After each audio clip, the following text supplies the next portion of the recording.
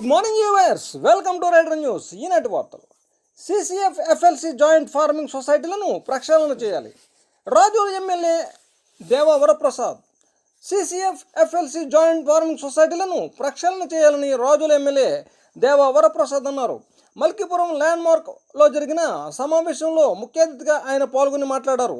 రాజోలు నియోజకవర్గంలో 36 సొసైటీలు ఉండగా ఇందులో ఎస్సీ కులాల వారు ఎక్కువగా సభ్యులుగా ఉన్నారన్నారు.